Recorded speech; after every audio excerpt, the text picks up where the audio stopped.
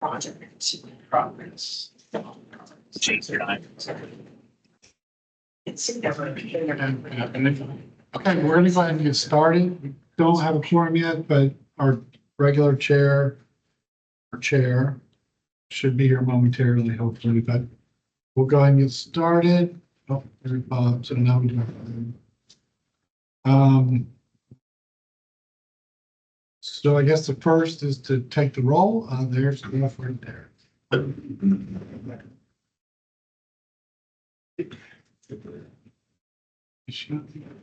We go ahead and start the roll call. So we're gonna do things a little bit differently this month. But get settled, Jeff, and instead of the traditional roll call with Gail, if we could just go around the table and introduce ourselves.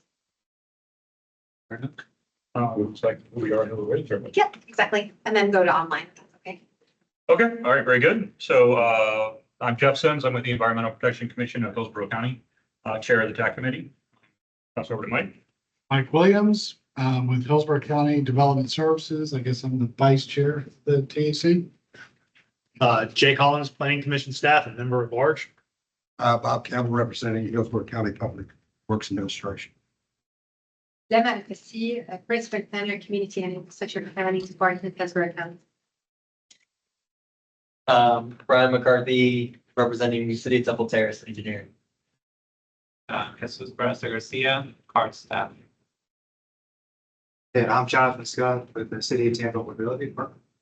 Jennifer Malone, Hillsborough County Planning Commission. And then our members online.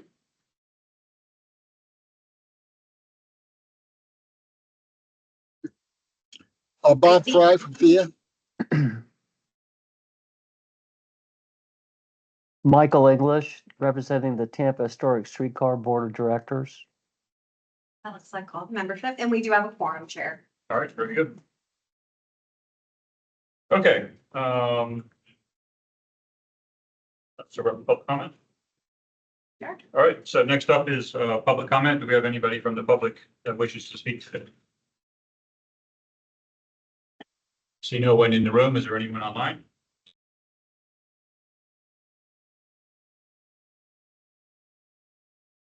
Hearing none, I'm assuming that means no. So we will move on to the first action item, which is the tip amendment for Branch Forbes and McIntosh. Oh, I'm sorry. Sure enough. See, you put it in a different color and I jumped right over it. So yes, up next is the minutes, approval of the minutes from the March meeting. Does anybody have any questions or comments? Jay Collins, motion to approve. Can I get a second? Mr. Chair, second. Bob Campbell with a second. Any discussion? All in favor, say aye. Aye. Any opposed? Very good. Now, Elizabeth with the tip amendment. Good afternoon, CAC, Elizabeth Watkins, TPO staff. There are two tip amendments for you today. They'll sound very familiar for Branch Forbes Road and McIntosh Road in near Lance City. The purpose of this amendment today is to put those projects into the Transportation Improvement Program so that there can be planning consistency as the PD&E wraps up later this year. So as you heard over the past few months with the FDOT project manager and then most recently with LRTP amendment to move these projects into the TPO's plans and programs, there are two proposed widenings to McIntosh Road and Branch Forbes between US 92 and north of I-4 in order to improve roadway capacity and improve system linkage. Now, these are two very congested corridors. They both operate at level of service F. So DOT in partnership with the county is exploring widening from 2 to 4 lanes. So McIntosh Road, it's 2-lane undivided, and the preferred typical section is to go to 4 lanes divided with shared use paths on both sides of the facility. It's important to note that right of way and construction is not programmed, so this is just what's coming out of the PD&E as the preferred typical section, but nothing is funded beyond that. A similar proposal for Branch Forks Road, going from 2 lanes undivided to 4 lanes undivided with a shared use path. Branch Fork Road, the total project cost is a little bit lower. That's at $65 million compared to McIntosh at $80 million. And that's due to the land needed to handle the drainage and stormwater improvement, we'll need ponds and that sort of thing. So that's why McIntosh is a bit more expensive. So as I mentioned previously, the action is to move these projects into the TIP so that there is planning consistency. A little over $1 million was needed to conduct PE&E for both of these facilities, and this must be in the TIP to demonstrate that consistency. So here is the TIP page for McIntosh. And here is the page for Branch Forks, both funded with federal funds. And of course, the work has been ongoing, but program for 2025. So the recommended action before you today is to recommend that the TPO board approve these amendments to the Transportation Improvement Program, but I'd be happy to help answer any questions or comments you may have on these 2 projects. Okay, thanks, Elizabeth. Do you have any questions or comments? I recall this coming up a couple of months ago. Yeah. As a project. It's like deja vu. I think FDOT was here in January. There was another presentation in February about it. So we've heard a lot about these projects. I know when I was here for the one, certainly I think it's warranted as far as the traffic loads that I see out there in Plant City. I know those highways are becoming increasingly congested and sprawl was moving on that direction. I recall one of the questions, I don't think it was mine, but it had to do with the right of way, the turn lane and the shared path and how they were gonna maybe look at different options. And it's a little hazy in my head, but I think there was concern about, if that's a heavily used shared path, whether there might be interruptions or safety concerns. You know anything about it? I remember some of that conversation. I know there's a school on there. I don't know if anybody from the county, if you guys remember or had conversations with DOT about any of the concerns of the shared use path for both of these proposals. To answer to your question, no. Okay. So I guess the kind of obvious, if they're doing a PD&E would be, to have that included as part of the assessment on, what options are there and, ensuring that the shared path has, I don't know the proper wording for it, but, safety measures in place to try, because I've seen them coming, especially coming, north, they take that turn going on, they're getting onto the interstate before they ever leave McIntosh, coming up to speed. So it's, there's that feeling like they're getting up there. So they may not be so cognizant of pedestrians or bicyclists that would be actively crossing. So that's a pretty common thing, I think, but I know on these roads I've seen it, so it'd be a concern. So you're asking for speed management at the radiuses off US 92 north towards the interstate. But some kind of rate. I don't know if it's that formal. I think it's just more to make sure that the shared path crossing is, considered as far as, what options are available when they do the PD&E to make sure that it's, meeting the requirements that, that there's safety mechanisms to lighting or whatever to, reduce potential harm of people crossing over that lane before they go in the interstate. I wasn't the one that asked that question, but I remember it being part of the conversation back then. So, and it is important to be addressed. So. Well, I'll look at project manager. Spot for online. Hi guys. The other part of that too is being that you have a school connectivity, is the shared path along the roadway providing enough safety, and they should be able to look at that and evaluate it as part of the PD&E. So I agree with them that not only at the crossing but how it adjacent to the roadway as well.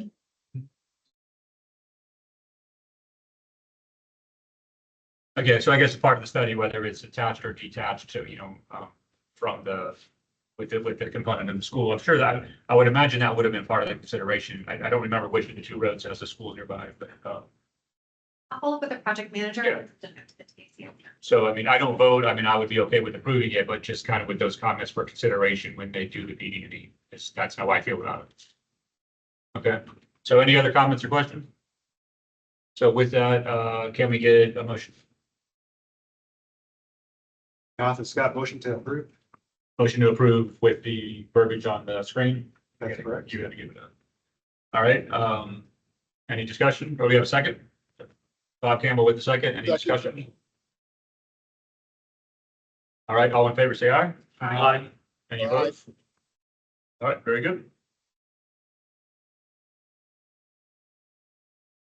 All right, next up is status reports. First up is the Suncoast Parkway PG&E.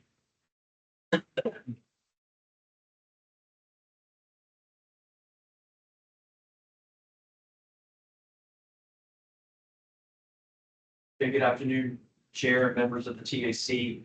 My name is Michael Garou with Kimley Board. I'm here on behalf of Flores Turnpike, who's with me here today. And I'll be providing an update on the PED study for the Suncoast Parkway. So for today's presentation, I'll be providing a study overview, going into typical section, interchanges, recommendations at the interchanges, then conclude with the project cost, schedule, and then a little bit about the public hearing that we're going to be hosting this week. So Flores Turnpike Enterprise has been conducting a PED study for the Suncoast Parkway. It begins at south of Van Dyke Road in Hillsborough County, and then goes past the county line into Pasco County, terminates just north of State Road 52. So the project is located in both Hillsborough and Pasco counties. There are 5 existing interchanges. We have Van Dyke, East Lake Burn Road, both of which are in Hillsborough County, and then north into Pasco. We also have State Road 54, Ridge Road, and State Road 52. And then we're also evaluating one potential future interchange at Rangeland Boulevard, which is in Pasco County. So this PED study, as part of the PED study, we've been evaluating existing conditions, evaluating traffic needs based on those traffic needs, developing alternatives, and then evaluating those alternatives from an engineering and environmental perspective. Also conducting public engagement. So we held an alternatives public information meeting back in the summer. We were here before the board as a committee as well, presenting information about the project at that time. And then at the end of the study, we'll provide final recommendations. So the needs of the project are based on a variety of factors, including accommodating future travel demands. So we're looking at 2050 travel demands, looking to enhance safety, improve travel time reliability, and ultimately enhancing emergency response and evacuation times. So this graphic here represents the future needs of the corridor. So from south of Van Dyke Road to north of State Road 54, what's shown there in the light blue color, 6 lanes are needed now. So currently Suncoast, by the way, is 2 lanes in each direction, 4 lanes total, 2 lanes in each direction. So 6 lanes are needed now south of State Road 54, and 8 lanes would be needed by 2040. From north of State Road 54 to Ridge Road, 6 lanes would be needed by 2030. And then from Ridge Road to State Road 52, 6 lanes would be needed by 2035. And just as a reminder, from a funding perspective, Flores Turnpike Enterprise and the Suncoast Parkway is a toll facility. So all proposed improvements that I'm going to be discussing today would be funded using toll dollars. As I mentioned, the Suncoast Parkway is a 4-lane divided facility as shown in the typical section up on top. This represents this segment from Van Dyke Road to north of State Road 54. As I mentioned, by 2040, we're showing a need for 8 lanes, which is represented by the typical section there at the bottom. There's also the Suncoast Trail. That's a notable characteristic of the corridor. That begins at the East Lake Burn Road interchange and continues north from there. North of State Road 54, we're proposing 6 lanes. So 3 lanes in each direction as represented by the typical section there at the bottom. Also through that segment, we also have the Suncoast Trail as well. So now I'll go into the preferred interchange alternatives. As I mentioned, we have 5 existing interchanges plus 1 potential new interchange. And for the purpose of today's presentation, I'll be focusing on the ones that are in Hillsborough County. So that's Van Dyke Road and East Lake Burn Road. So at Van Dyke Road, currently it is a diamond configuration that we're proposing to keep but making some modifications that include adding an additional left turn to the southbound and northbound off ramps, as well as adding an additional turn lane that extends from the southbound off ramp west to Ramblewood Road. Through this area, Hillsborough County has also been conducting a study and design for the widening of Van Dyke Road. And so we have been coordinating with them, making sure that both our efforts are in sync and overlap. And so as part of the county project, the county is proposing a shared use path on the south side. We'll come in as part of the Turnpike project and put in a shared use path on the north side within the interchange area.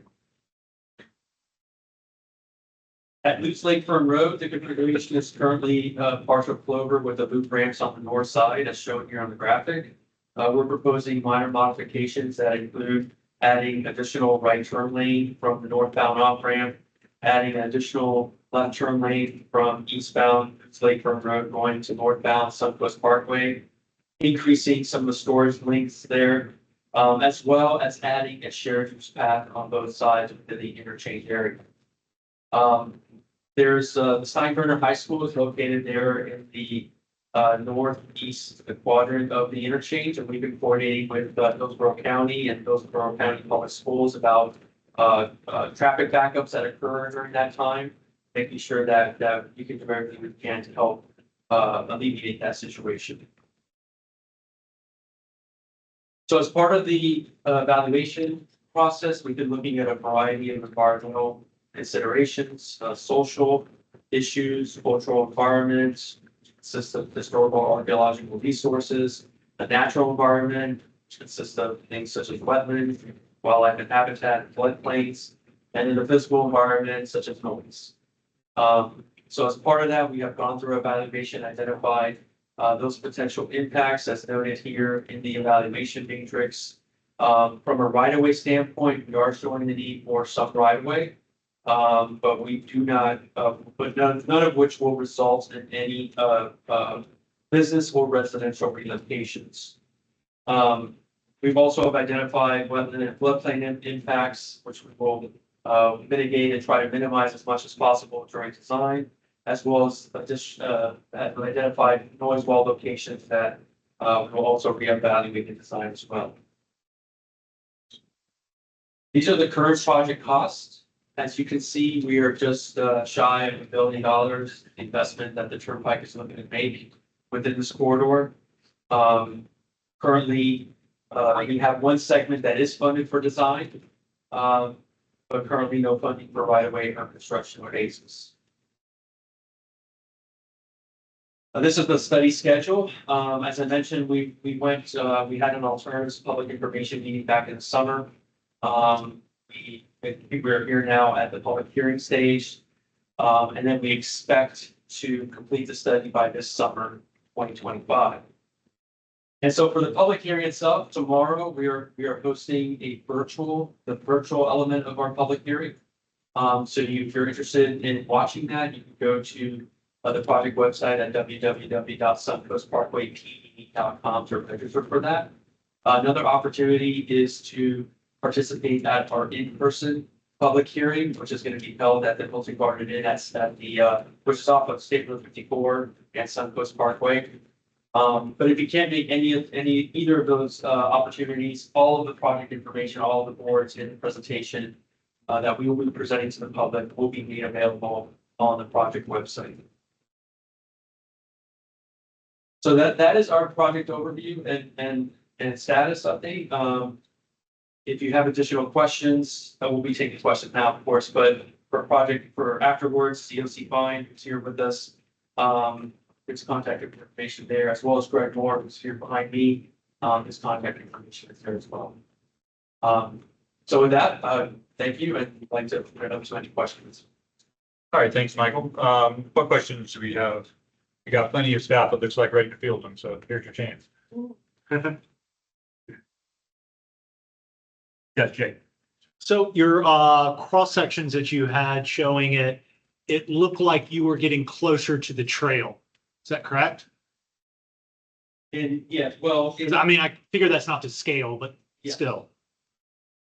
the portion of the trail where we're gonna be widening to 8 lanes from, well, the trail, let's begin, the trail begins at Moose Lake Burn Road. Well, right, yeah, so you had one that was showing all the way going up into Pasco, right? So all of your different widenings through time with the needs assessment you had going up to like 2030, 2040. Right. Showing it to going to 6 lanes or 8 lanes. So is that operating in an existing right of way that will then go over towards the trail? All that will occur within existing right of way. So the portion that would go a little bit closer to the trail is the segment from Moose Lake Burn Road where the trail begins up to north of State Road 54. So it's that, I forgot what it was, maybe about a 4-mile stretch. Beyond that, where we're widening to 6 lanes, all that widening is proposed to the inside. Okay. So there would be no, wouldn't get any closer to the trail. But even with that, all the widening would occur within existing right of way and would not impact the trail some. Thank you. Yeah, that was one of the questions I had, was the impact on the trail. I know it's very popular and appreciated. And so I didn't know, I'm curious, I will get back to that, but when it goes to 54 on your plans, is it going to change the trail intersect or is it going to be staying the same? So there's actually a separate project between Pasco County and FGOT District 7 that they're going to be constructing a trail overpass at State Road 54. And another one at State Road 52. And I should mention also from a trail impact perspective, the only area that would be proposed to make modifications to the trail is at the Rangeland Boulevard interchange and just north of State Road 54. If and when that interchange does come in, then we'll have to align the trail to go around that. Okay. All right. Any other questions about the project? Right. Has managed lanes been incorporated into your project going further north from where it currently stops? We did not consider managed lanes as part of this PD, nor north of beyond that. Is your study based on current travel numbers, or is it more about growth and population that you're expecting around those intersections? Both. I mean, we currently, we start off by taking data on existing traffic that's out there. But then also projecting future needs based on population and employment growth. So, for example, based on today's number, the segment from Van Dyke Road to north of State Road 54 that includes the Hillsborough County piece shows a need for 6 lanes today. But based on future growth, we consider the population and employment data that needs to go to 8 lanes by 2040. I figured that was the case. Adding Yes. to your question, did you use the Tampa Bay Regional Planning Model data or did you have your own data? With respect to project traffic? I believe that Turnpike uses the statewide, uses the statewide planning model for their projections. But they do a sub-area look that incorporates the local model and consistency with all the plan land uses. And the forecast year is 2050, so even though the needs are sooner, we're looking at a 2050 projection. And it's not too likely to see a need for 10 lanes because we're constrained by the veterans in the south, so as we get to the beach.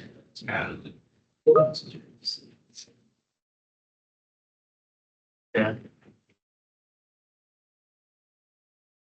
Questions, comments? Any other questions or comments? On the environmental side, I'm trying to look at the map here. It looks like you are going to have a fair amount of wetlands, especially around the Moose Lake Burn.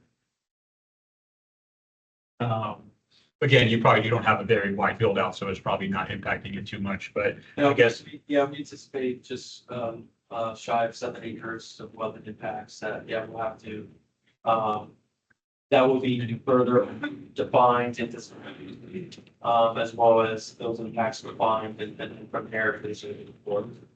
Okay, because part of my question would be the buildability of that area around there. I mean, I know you do your studies now, I think mostly on noise and the need for noise walls, because that is a common complaint that we get.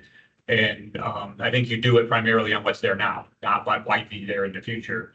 So, certainly, I'd like to hope that you would consider that, but, some of this might be that they can't build on that. Because some of this looks like in areas that I don't think they could even build on. But when you do the studies, you know, the additions of the walls on the front end is really the only thing they're gonna be there. And they certainly do help, with the noise. And, you know, something said near the high school, maybe it's a benefit to have it, you know, as a little bit of a barrier, kids in school and so forth. Yeah, so I know that area is pretty sensitive, in particular to, some of the environmental issues. So wouldn't be surprised if you hear more vocal comments. Again, it's not a huge project, you're using existing right of way. I don't think you get much, but, Right. And then, of course, we always encourage any, addition of any foliage or growth that you can to help offset noise impacts. You know, I've said it in this group many times, the feeling in the sense of having some greenery around you, not just for the environmental benefit, but it's a kind of a calming. I've read some studies on that. So anywhere where maybe there's extra money on the back end that you can add little barriers like that or things to improve it from a vegetative perspective is always encouraged.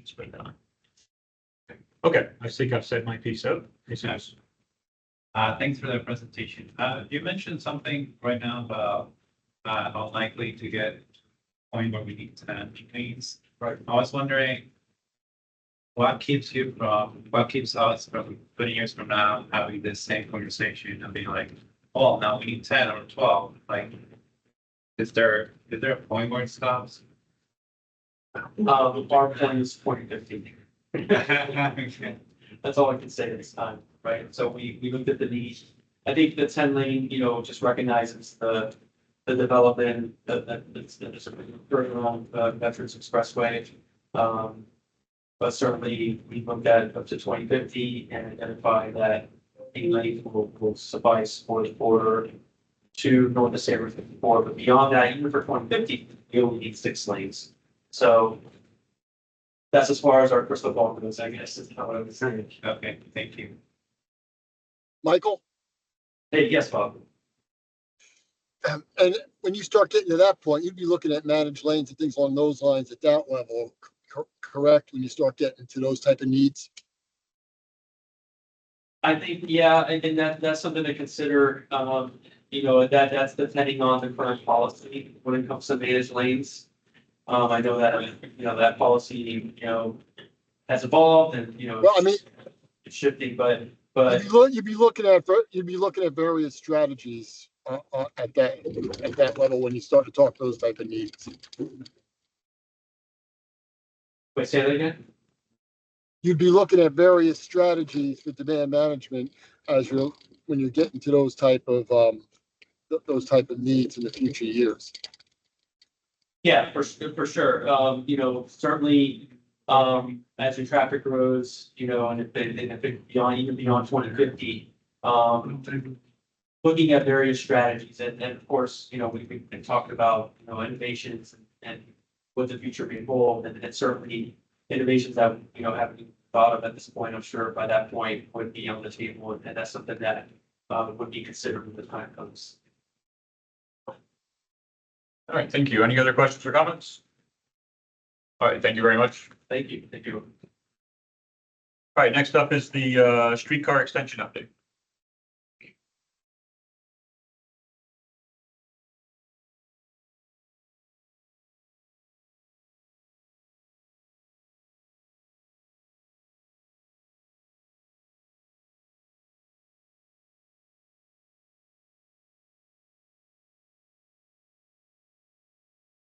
Good afternoon, everyone.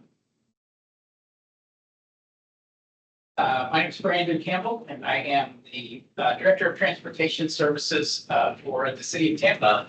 And additionally, I sit on the board of the Tampa Historic Streetcar Inc., along with our president, Michael English, who is on the line. So I was going to give you a quick update today on what we have done recently in pursuit of the extension of the streetcar line. But in order to do so, I think we need to back up a little bit and talk about the last 10 years or so and the long runway that has led to where we are here and now. So if any of you may remember about, this was 13 years ago now, in 2012, we had a planning document that was put forth called the Envision Center City Plan. And it took a look at downtown.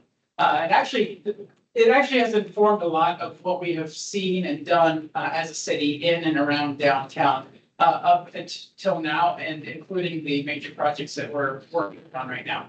Among those projects, though, the streetcar was looked at a little bit more closely. And there were some statements in there that now looking at them, we've made some steps towards making changes, but the extension itself will go a much, will be a much larger step in that direction. So one thing it said was that the existing streetcar as it stood at that time was seen as a tourist attraction rather than a viable local transit option. So I'd just like to know how many in the room have used the streetcar, we'll say in the last month, as a transit option. So there are a few. If you've not used the streetcar, it is currently fare free. So go to lunch in Ybor if you're starting Premier, or come down here, park in Ybor, come to the next meeting. It's in itself, it's a great experience. I might be a little biased being board member, but in itself, it's a great experience. That we're working toward continuing that pursuit of a viable transit option as part of our downtown transportation system. So also in that Envision Center City Plan, it looked at downtown and saw possibilities related to making the river itself sort of the center of where we're building out from, to look at many different things, including where should we extend that transportation network from. So following that 2012 plan, we had a couple of more focused plans or studies, I guess I should say, that looked a little more closely at the streetcar itself. The first of which was in September of 2014. It was the Transit Assets and Opportunities Study that was pursued by the Hillsborough County MPO and the Tampa Downtown Partnership. And then later that year, in December of 2014, the Tampa Historic Streetcar Extension Study was published. So this is the first look at what does it look like if we pursue from where it terminates now in downtown to the next place that we need to take it. Following those 2014 studies, we undertook another even more focused effort that looked at the possibilities that we might pursue for both funding and for a final alignment. If you don't know, the existing streetcar line, you can kind of see on the map, was built in two phases. In 2002 was the original route. It was from Ybor City to what is now the Dick Greco Plaza, there in front of the Tampa Convention Center and by Thunder Alley. It's the big, nice, fancy glass enclosure that serves as a central point to embark and disembark for some of our major downtown events. And then a couple of years after that, 8 years after that, we had a second phase, shorter extension, but it extended from that convention center stop to the Fort Brook Garage at the intersection of Franklin and Whiting, where it now stops. That was in part to replace what had been an overhead people mover system that went from Fort Brook Garage down to the Harbor Island mall or commercial development when it was built. In looking at the system in that 2015 plan, we looked at the potential to rethink the rolling stock as well. It right now is a historic replica rolling stock. So it is, with the exception of one vehicle, which is for better or worse in the process of being decommissioned. All of them are historic replicas. They are built in Iowa by a company called Gomeco. Thankfully, they are still around for us to have that rolling stock refurbished, or we could add to that stock if we need to. The one that is an actual historic streetcar being decommissioned and will be on display in the Gasworks development as part of, I think it's food hall, so the commercial development around gasworks. Hopefully it'll get some utility just in terms of being a historic piece that people can go and see, and also putting like dining tables in it or around it, but hopefully you'll be able to see it once it's in place, and it'll add to that character and that connection to our history anymore. You can see on the left of this slide, we had a fairly extensive streetcar network throughout Tampa up until the mid-century post-war era, when it began to be dialed back and decommissioned. But the historic replica streetcar aesthetic is really based on what that historic network throughout downtown was, or throughout the city was.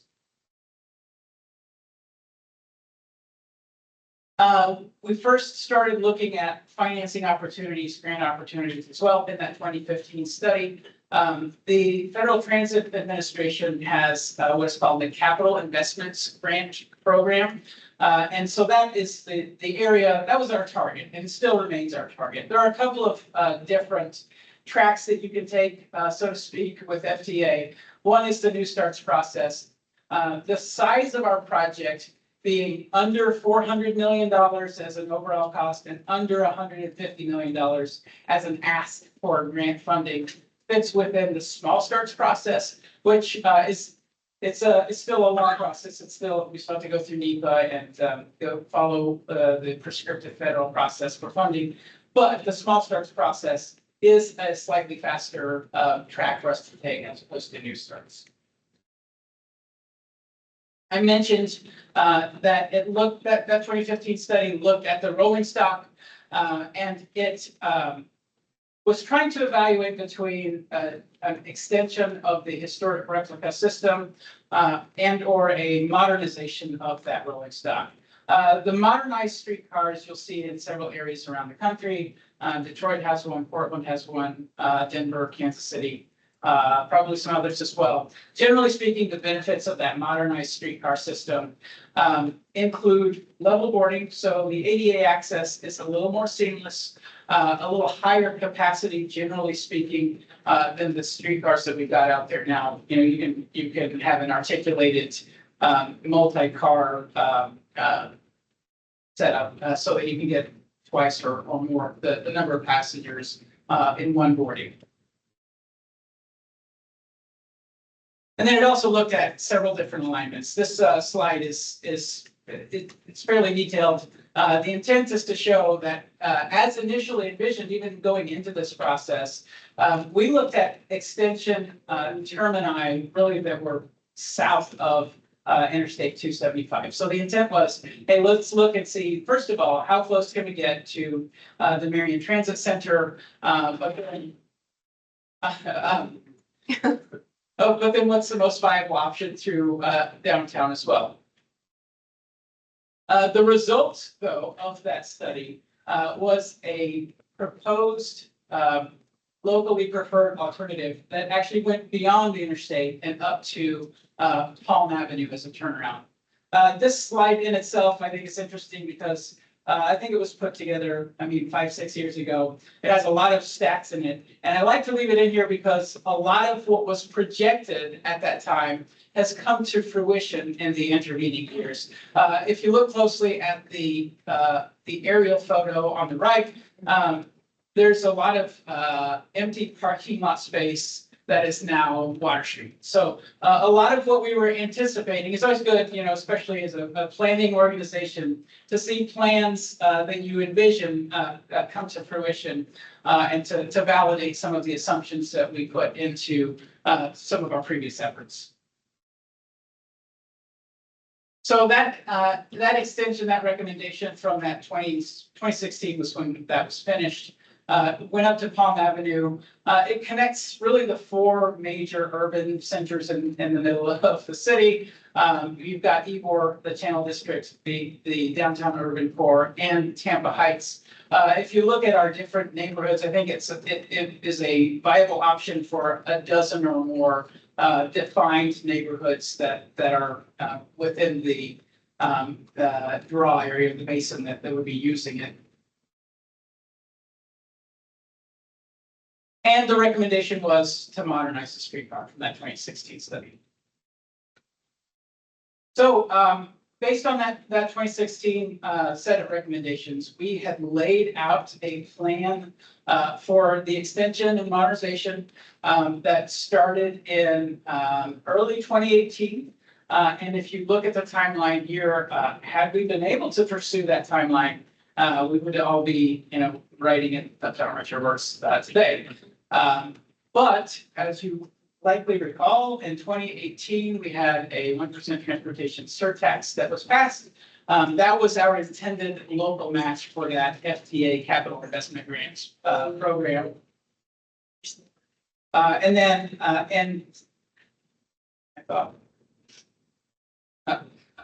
in February 2021, the state Supreme Court ruling took away the option for us to fund the local match with that fund source. There were a couple of years in between those two points. There was a lot of uncertainty that if you maybe weren't around or were not paying attention at that point, there was a lot of uncertainty. We were still sort of holding on to some maybe naive optimism that we'd be able to use that fund source. But then as it came down to the end, even in November 2022, we had a replacement surtax vote on the ballot that did not pass. It didn't fail. It was a close vote, did not come to fruition for us. But it does, this timeline as put forth in that study does give us an idea of, how long it should take once we get to a little bit more action on the pursuit of the extension. So that's really the history up to now until fairly recently. We published a request for qualifications seeking services for a project development effort for the extension. We have chosen at this time not to pursue the modernization of the streetcar, but simply to pursue the extension. It will likely be north of Palm Avenue, but not by a long stretch. I forget the cross street there. I think it's called Amelia. It's between Palm and Columbus. That's the likely adopted preferred local alternative when it comes to that. The PD effort will include some direct coordination with FTA. It will include the pursuit of a NEPA evaluation. It will include the packaging of a financial plan. So it won't include that surtax, of course, but other options and alternatives to get us ready to represent to FTA that we have a viable plan to fund the capital costs as well as the operational costs into the future. Those consultant presentations were in early February. We have entered into scope and fee negotiations with a firm to perform these services. We actually just had our scoping kickoff meeting last week and are looking forward to this over the course of probably about the next 24 months, leading up to what we hope to be a posture of readiness for the pursuit of a design build contract for the design and construction of that. One other thing that we didn't even anticipate in the RFQ, but that's come from that scoping discussion, is they're going to take a look at potential contracting alternatives so that whether a design bid build, a design build, or something in between, a progressive design build or the like, would stand on a solid foundation as we go back to FTA for a request for funding. The locally preferred alternative is something that does have to be codified in the long-range transportation plan. So that would be the next step coming back to the TPO as I guess a mid-cycle amendment, something like that. I'm not sure exactly how that process plays out. So with that, I will take questions. That's the most recent update from us. Okay, great. Covered a lot of ground there. I guess that I maybe I didn't quite catch it. How do you expect to fund it long term? So that's something that our consultant effort will lay out some options for. We're looking at the potential for something like a TIFIA loan, for some potential partial funding with our CIT revenues. We don't have a finalized plan. There are options that they will be looking into and making recommendations. You anticipate that right now, I know it's going fare free and I know you can verify that from my observation, from what I've heard, it's increased ridership dramatically. Yes, rider, I don't know, about the figures, I should have probably written them down and President English might have them readily available. Road ridership has gone up. Part of the intent behind making it fare free is to demonstrate that demand, and that also creates some background information to give to FDA when they do their rate, when we submit our rate request. Okay. Right. And the build out, is it still gonna follow that plan? I know you said you might go north of Palm, but using Florida Avenue and Tampa Street as the circular? Yeah, that's what we anticipate is still going up Florida and Palm. So on the southern end, let me see if I can get back to that slide just for reference for y'all. So in purple is the route that was contemplated before. At the southern end, as you're going north on the streetcar, instead of going all the way up to widening the Fort Brooke Garage, the intent is to make a right onto Roraine and then a left back up to go north on Florida. And to take Florida all the way up to Amelia, whatever the final LPA is, and then come back to Tampa. Then it would turn onto Whiting to get back over to Fort Brooke. There is some, as part of that alignment, there is some lane repurposing that will likely be needed. So our consultant is aware of both the need for that and the need to coordinate with FDOT because their guidance for lane repurposing has changed a little bit. So we do need to talk to them about, what from the previous effort can stand in for an approval and what might need to be sort of dusted off and modified. Any other questions, comments? Okay.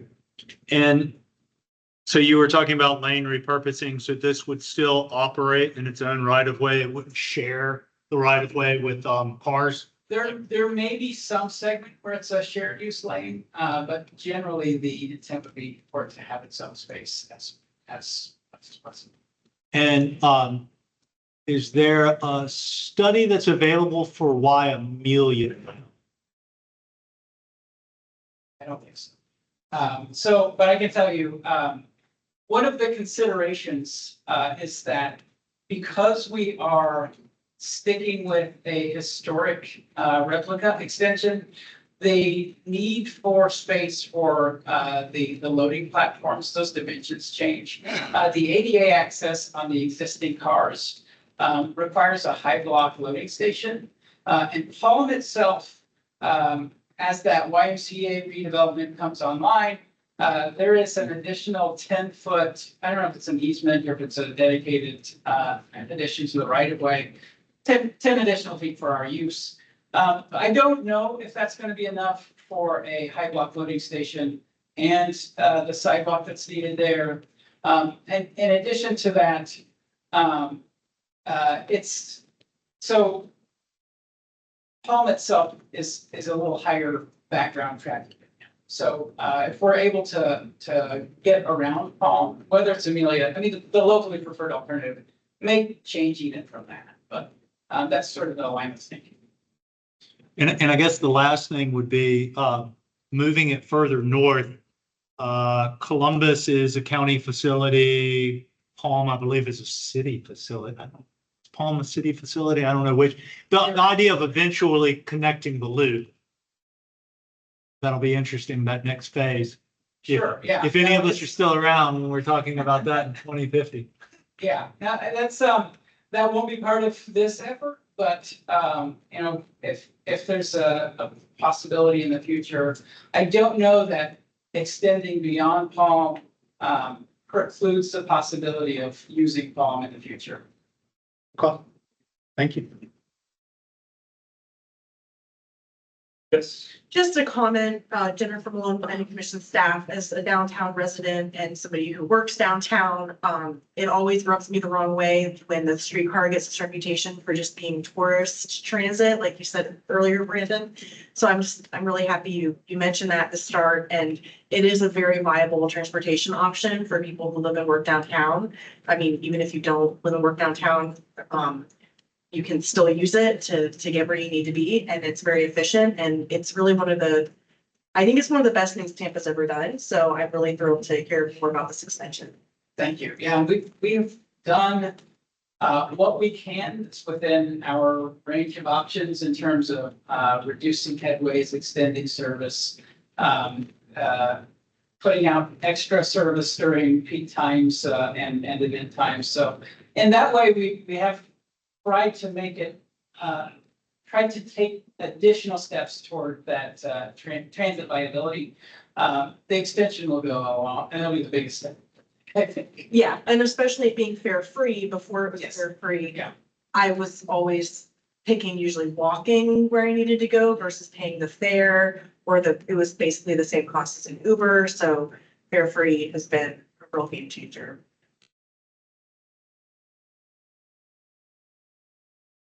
Yeah, I'm not a downtown resident, so I don't use it as much. Our office isn't here. I mean, I've been on it before, but one of the things, I agree, it's a commuter option, obviously still isn't attractive for, visitors and so forth, but I think one of the issues is like locations for parking, if it's gonna be used, like at Ybor, it makes kind of sense, you can park there and drive down. But I'm thinking more like, in the Armature area, parking seems to be a little disjointed there, and I've heard it's very expensive. It's open lots with unpaved. I guess, so one question would be, is there any thoughts about there being a garage there? I don't know who owns it, but that in my mind would be and I can envision this, park there, have a nice meal, go down to a Lightning game, maybe go all the way to Ybor, come back, and it makes sense.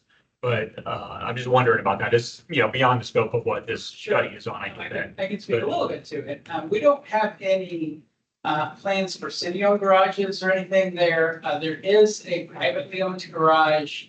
There's a Sprouts on the ground floor level that I think is open to public use. You're right that publicly owned parking through there is basically just gonna be on-street parking. But then that area, just in general, has a little higher density of residential compared to the other connections. Channel District maybe is similar in terms of the mix of uses. But you're right. I mean, the extension up through downtown does also connect to other service lots or come adjacent to city-owned surface lots that would become a little bit more viable for use in conjunction with the streetcar.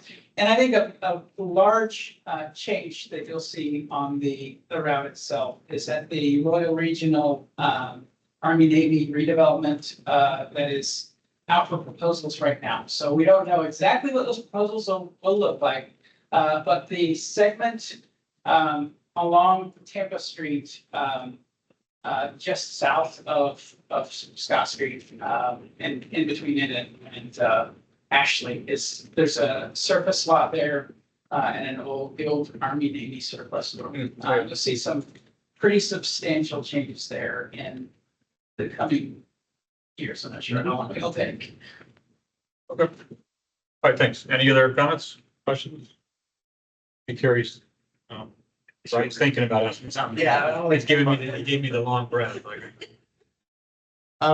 Just out of curiosity, how does this, I guess, has Hart been involved in terms, they're the ones that operate the streetcar for City of Tampa? Yes, so More personnel to their staff. Tampa Historic Streetcar manages the arrangement between the city and Hart, basically. So THS governs the streetcar. Hart operates the streetcar under contract to THS. So that operational, the additional operational expenses if that arrangement remains the same, would be negotiated through the THS. Part of the project development effort in itself will be to look at that arrangement and say, is this the way that it should be? That's the way it has been until now for the last 20+ years. Is that the way it should be arranged moving forward? If there's a different setup, they may come up with a different recommendation. But we've talked to Hart. I mean, we understand that Hart is supportive of that extension, generally speaking. But the specifics of the operation and the cost that would be incurred is yet to be worked out as part of that financial plan and the critical third-party agreement adoption or approval process through the PD.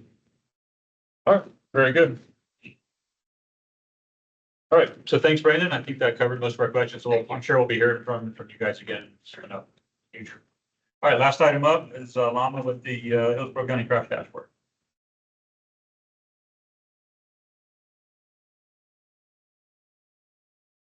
Okay.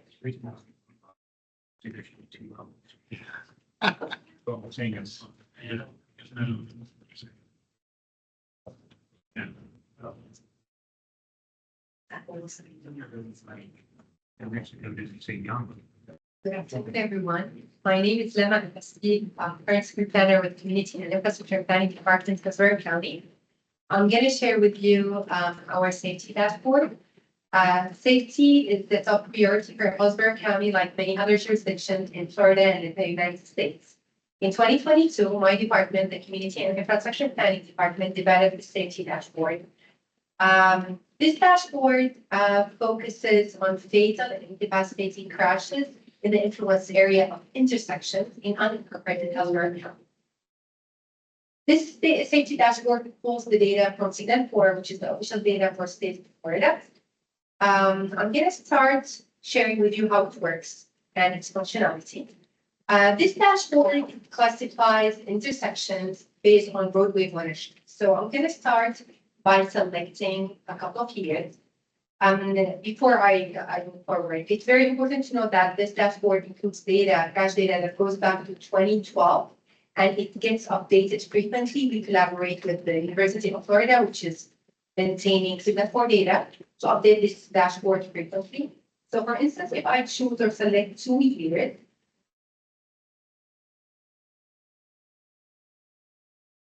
okay. For instance, selecting 2024 and 2023 years, and here are the associated data. So let's start with the big boxes at the top. Here we have fatal and incapacitating crashes for those selected years. We have number of fatalities, number of severe injuries or incapacitating injuries. In other words, we have all crashes involving bicyclists and involving pedestrians. It's very important to know that if we sum these two numbers, number of fatalities and severe injuries, we're going to get a higher number than fatal and severe crashes.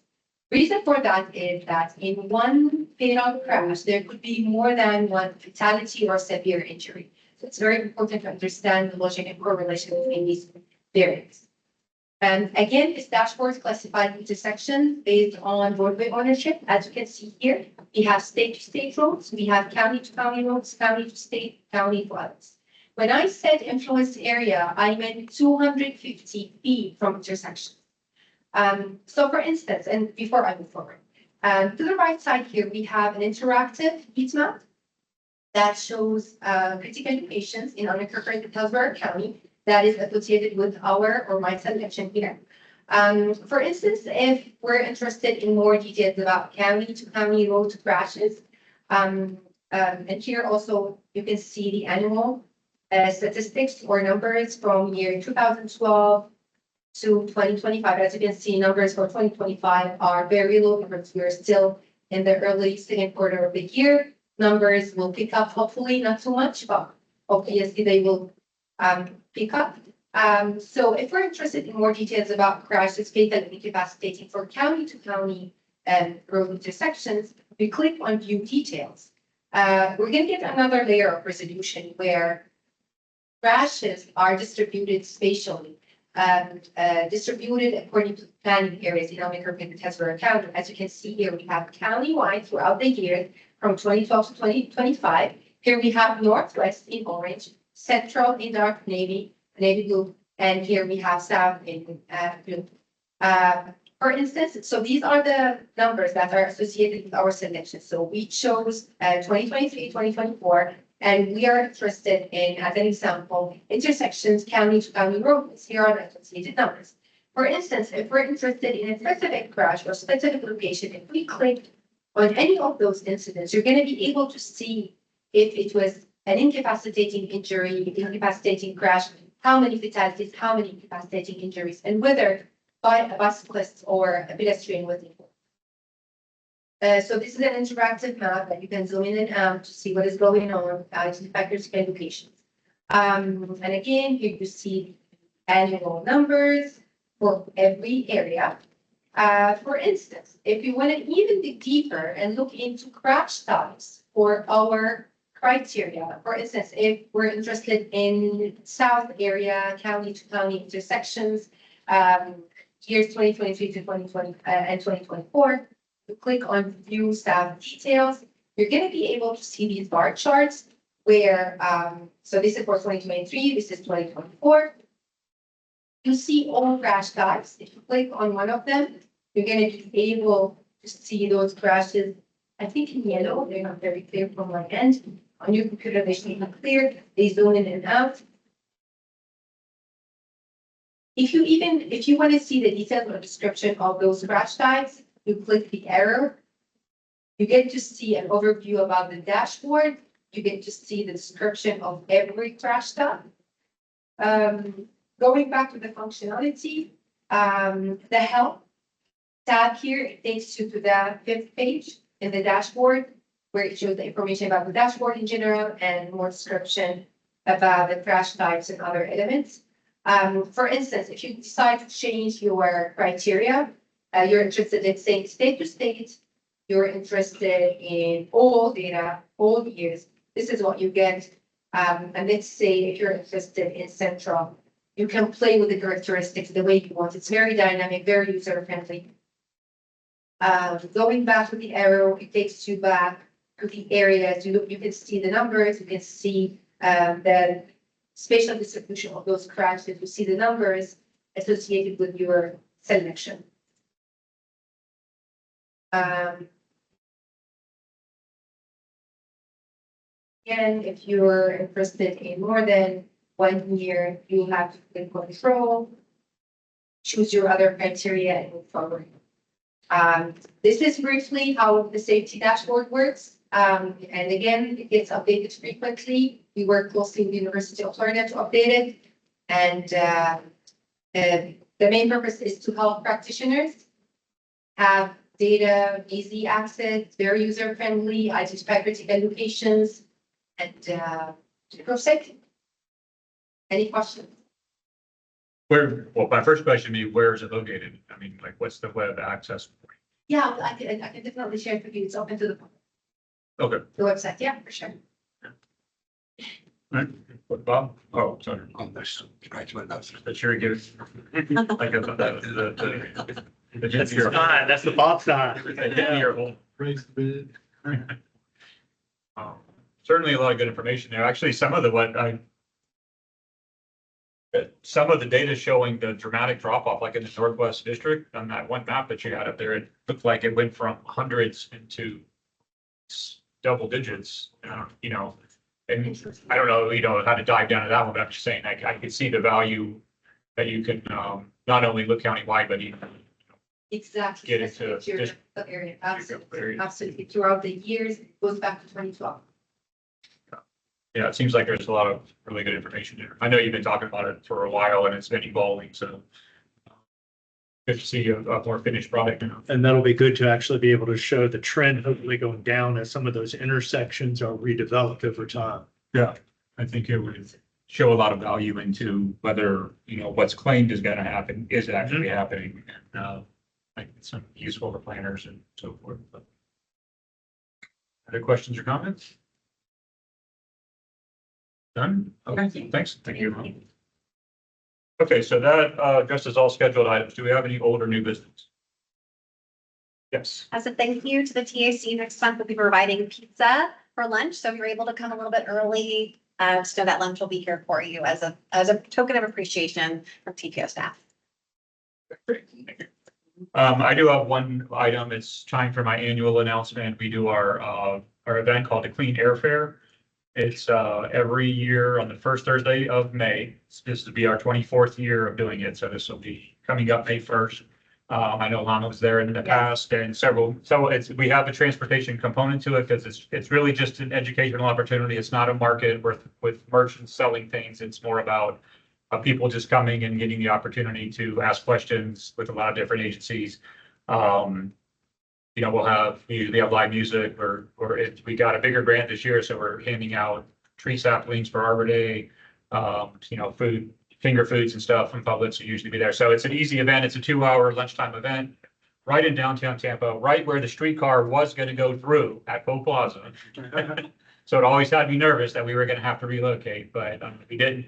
But even someone like the streetcar, it may be something if you ever do man a table, it's a quick hitter event. You get a chance to get out there, get some photos showing that you're interacting with the public. Just let me know if you're interested. We got the invite posted up on our website, but if anybody has any questions, we certainly would welcome anybody to come. And TPO needs to register. Gina's usually our point of contact, but you guys are always there. So anyway, if you have any questions, please let me know. With that, any other items? Hearing none, I believe we can adjourn the meeting. Thank you. All right. For clear day or for Clean air fair. clear?